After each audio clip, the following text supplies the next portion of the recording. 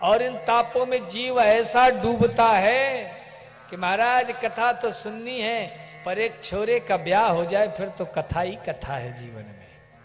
ये महाराज और सब तो ठीक है, लेकिन धन की बड़ी कमी है। बड़ा मेहनत करते हैं, रुपया पैसा नहीं आता है। तो तापत्रय विनाशाया, यह तीनों तापों में जीव पड़ा रहता है, लेकिन जब तुम सच्चिदानंद का आश्रय लोगे तो ये तीनों तापों से छूट जाओगे। क्यों? क्योंकि तीन ताप कहां नहीं आते हैं, बाबा तुलसी के शब्द हैं।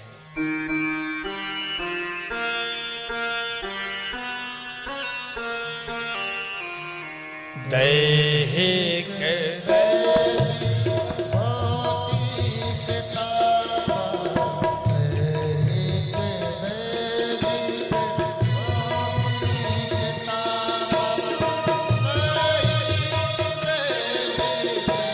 भौतिकता, दैहिक दैविक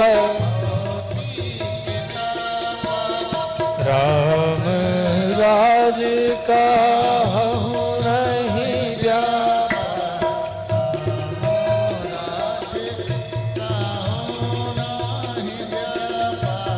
राम राज का नहीं जाना।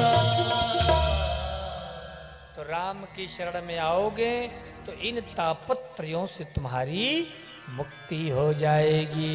तो तापत्रय विनाशाय श्री कृष्णाय वयं नमः। ऐसे हम भगवान को प्रणाम करते हैं। दूसरे श्लोक में महाराज भगवान शुकदेव की स्तुति हुई और तीसरे श्लोक में सीधे व्यास जी महाराज नैमिषारण्य ले जाते हैं। नैमिषेषूतमाश्विनाम अभिवाद्य महामतिम कथामृतरसास्वादा कुशल शौनको ब्रवीत। हमारे उत्तर भारत में ही, उत्तर क्षेत्र में ही नैमिषारण्य है। एक बात बोलूं आपसे, बोलूं कि ना बोलूं? सच बात बोल रहा हूं महाराज। हमारा भारत देश तो देखो बड़ा ही अद्भुत देश है, लेकिन भारत भूमि में भी ये जो उत्तर प्रदेश की भूमि है ये बड़ी दिव्य है। दक्षिण भारत की ओर आप जाओगे तो बहुत दिव्य दिव्य महाराज आपको भक्तों की कथाएं और भक्तों का प्राकट्य, बड़े बड़े महाराज जो जगत गुरु इत्यादि हैं, रामानुजाचार्य, रामानंदाचार्य, तमाम महाराज बड़े बड़े जो हमने संतों के मुख से सुना, ये बड़े बड़े आचार्यों का प्राकट्य होता है, बड़े बड़े भक्तों का प्राकट्य होता है।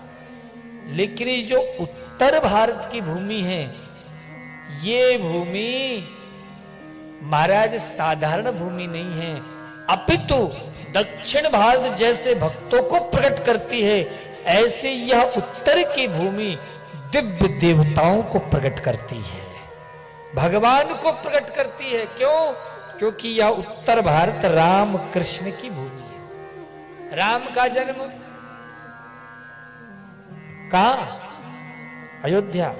अभी हमारी 11 मार्च से 17 मार्च तक अयोध्या में कथा थी। राम जन्मभूमि पर ही महाराज, और आस्था पर भी उस कथा का सीधा प्रसारण हुआ था पूरे 7 दिन। बहुत से भक्तों ने कथा सुनी भी होगी यहां पे। तो अयोध्या में क्या अद्भुत आनंद है। मैं तो गया, राम जी के दर्शन भी किया। तो राम की भूमि अयोध्या, आप मथुरा चले जाओ, वृंदावन, बरसाना इत्यादि वो क्षेत्र, इधर आप चित्रकूट आ जाओ, फिर आप थोड़ी दूर इधर प्रयागराज चले जाओ, इधर उसके आगे महाराज आप काशी बनारस चले जाओ, हा? इधर महाराज फिर आप नैमिषारण्य चले जाओ, इधर आप हरिद्वार, ये भी पहले उत्तर भारत में था, ये तो उत्तराखंड अभी बना है ना। ये तो हरिद्वार भी महाराज उत्तर प्रदेश में। गंगा यमुना का महाराज अधिकांश जो भूमि है वो उत्तर प्रदेश में है। तो यह उत्तर प्रदेश की जो भूमि है इसमें दिव्यता पहले से ही रही है, पहले से। क्यों? क्योंकि हमारे देवी देवताओं में जो 24 अवतार हैं, उन 24 अवतारों में भी जो श्रेष्ठतम है वो है राम कृष्ण। वह दोनों इसी उत्तर प्रदेश में ही